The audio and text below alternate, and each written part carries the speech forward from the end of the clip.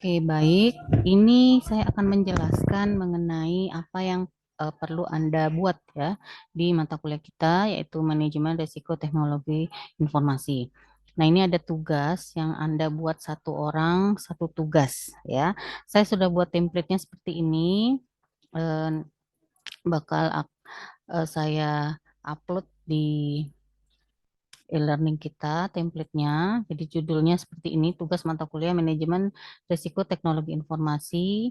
Kemudian ini ya judulnya audit sistem informasi atau teknologi informasi pada silakan buat objek dari tempat Anda bekerja masing-masing karena saya lihat Anda sudah bisa membuat atau Anda sudah bekerja di perusahaannya masing-masing ya. Kemudian ini sebutkan nama sama NIM-nya aja, ini nggak ada kelompok. Sorry, ini buat nama sama NIM-nya aja ya. Kemudian ini prodi kita ya.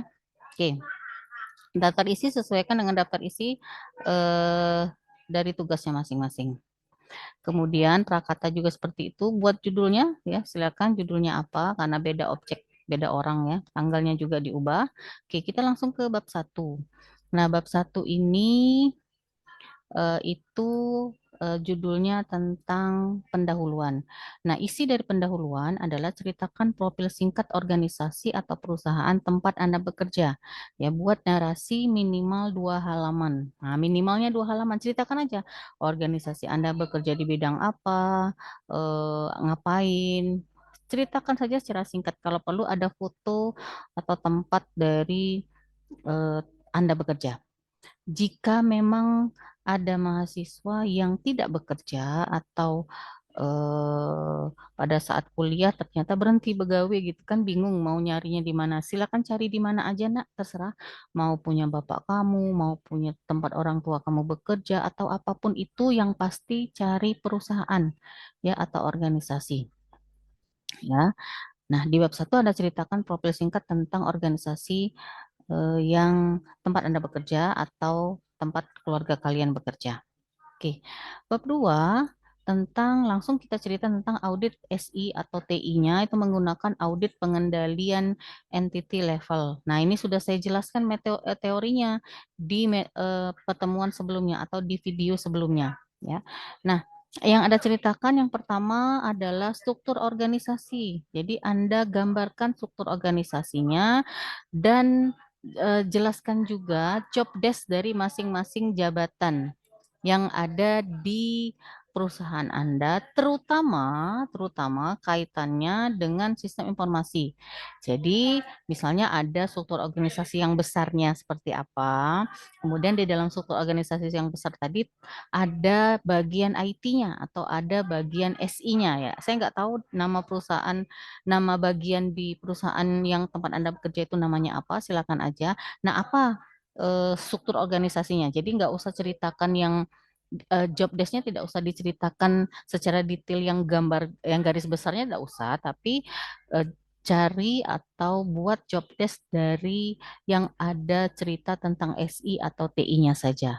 Kalau struktur organisasinya boleh ada yang besar dan ada yang struktur organisasi dari bagian SI atau TI-nya ya.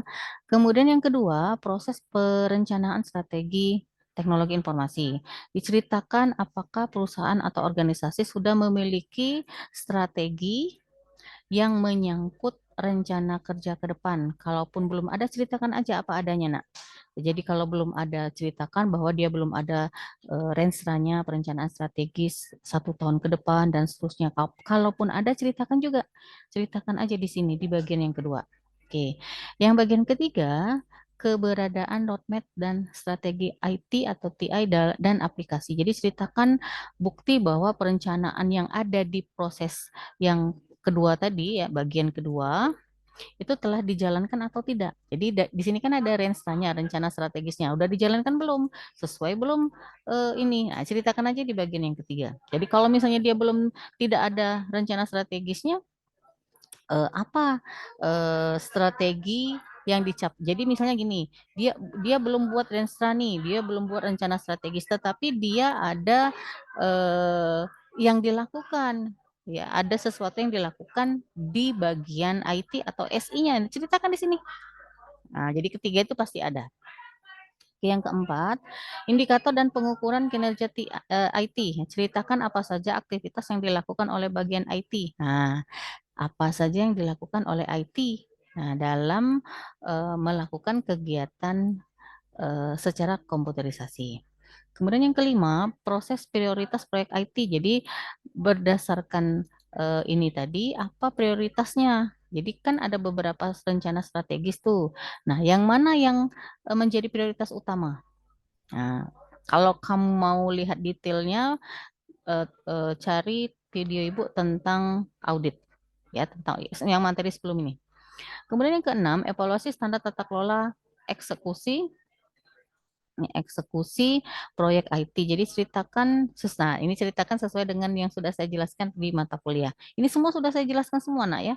Begitu juga dengan poin ke-7, poin ke-8, sampai dengan poin ke-17. Sorry, sampai dengan poin ke-21. Jadi Anda lihat materi Ibu sebelumnya, ceritakan semua mulai dari 1 sampai dengan poin 21. Sudah saya jelaskan semua ya.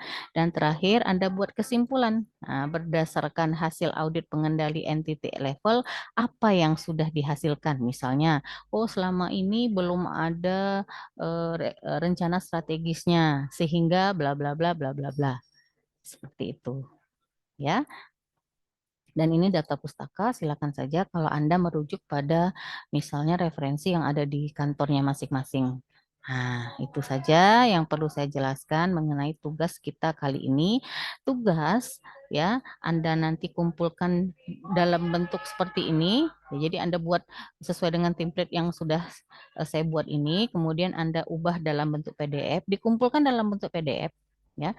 Kemudian jadi minggu depan sudah ada file tugasnya dan video presentasi ya, dan video presentasi di mana Anda menjelaskan dari tugasnya masing-masing.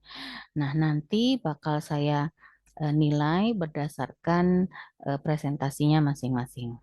Ya, saya rasa itu saja yang perlu saya jelaskan mengenai tugas untuk mata kuliah kita.